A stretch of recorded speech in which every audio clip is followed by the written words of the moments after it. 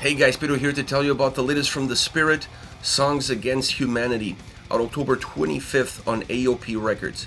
The album has 7 tracks, 41 minutes in length, and this is the band's 4th full-length studio album.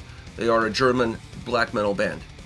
When it comes to the design of this record, this album falls in line with previous albums. These guys know how to create an album experience, I should say, how to navigate from song to song, and how to allow each song not only to have their own presence, their own impact, but how that impact is going to determine what the overall record is all about. So this album, to me, from a design standpoint, like I said, falls in line with previous records, doesn't surprise me, and it fits the bill. It's exactly what I would hope for from one of their records. When you get into the sound, this is where I was a little bit surprised, because I felt like this album wasn't as dark as I thought it could have been.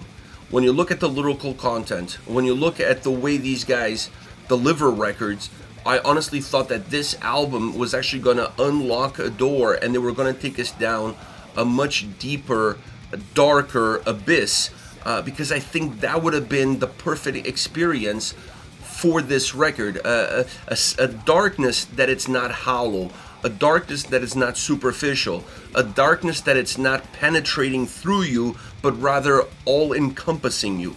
That was kind of the vibe that I was hoping the sound on this album would provide. And I felt like the album went in the very opposite direction. It's an album that, from a guitar sound standpoint, feels very narrow, because it spends a lot more time on dark, yes, dark, but very penetrating riffs that don't have that sense of sticking around, that don't have that sense of encompassing you and overwhelming you. You never feel overwhelmed by the guitar sound on this record, specifically when you get to that darker sound that feels, like I said, more narrow and more penetrating. Obviously, there are moments where the sound and the guitars have a little bit more thickness, have a little bit more chugginess, a little bit more heaviness, but it feels very sporadic. It feels like it's a nuance. It's a little side quest before you go back to the original path that you've been on.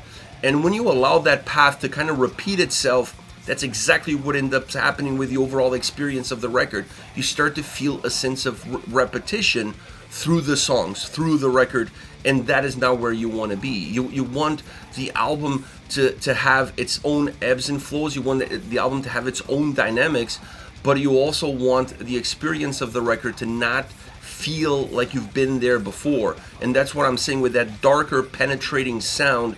That's exactly what happens, because you don't feel like you're necessarily part of it. You're not an element of it. You're just there, and you're taking it all in. And that, to me, is the disconnect that this album has from what I was expecting it to be, from what I was hoping it to be, from what I think it could have been, versus what it actually was.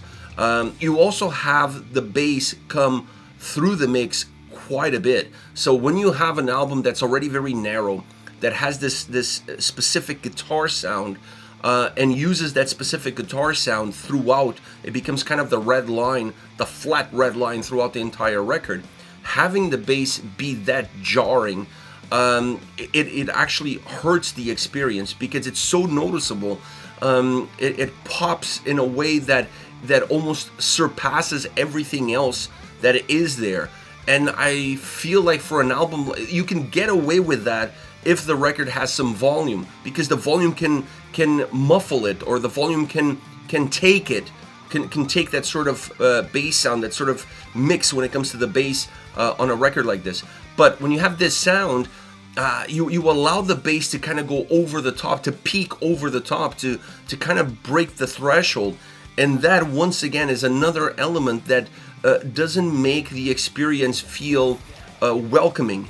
You can have a dark, welcoming experience, but when you have a bass like that, it jars you off of that experience. It jolts you out of that experience. And I didn't really felt comfortable every time it would come in, because it would almost get me out of a place of comfort, or at least a place in what I was trying to become comfortable in. Now, the drum's consistently good throughout the record, and if there's one element that tries to give some substance, that tries to create some texture, offer some size, heaviness as well, is definitely the drums. The drum sound on this album is excellent. I enjoyed it tremendously. I thought it was Definitely a piece of the puzzle that I felt was in the right place. The other one is the vocals. I felt like the vocals were exactly where I expect them to be.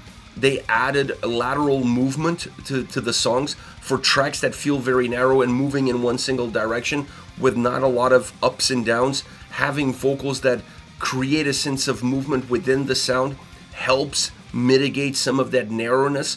And I thought the vocals did a phenomenal job doing that and delivering the lyrics and delivering the themes of the songs and the theme of the record. So the vocals, design, and drum sound were the three main consistent points where I felt like this was the spirit the spirit that I was expecting hearing. Everything else, in my opinion, was a little bit outside of what I would like it to be, where I think it could have been in order for the record to reach that level of plateau where you can say that this was a memorable experience. I think it falls quite short of that. Having said that, I do have some favorite tracks on this record. I want to start off with Cosmic Rain and Human Dust. The bass pops on this track, but I didn't really mind the bass popping on this song because I felt like overall the track could take it. The guitars are driven, yes, the sound is very penetrating, but there's a nice melody and a nice thickness that combine with one another that allowed the bass to have that presence and not necessarily hurt the overall vibe of the track. Vocals very consistent, great drum sound all around, and the vocals and drums help give some size to this song, help give some width to this song.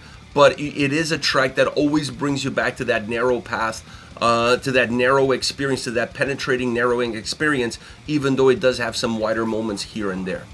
Next we have Death Is My Salvation featuring Dark Fortress, a more open song, a more melodic song, if you will.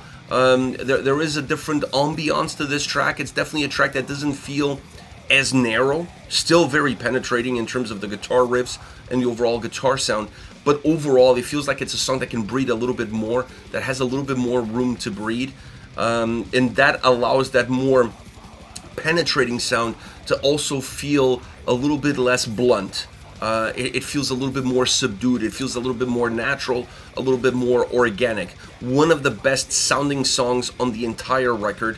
One of the best vocal performances on the entire record.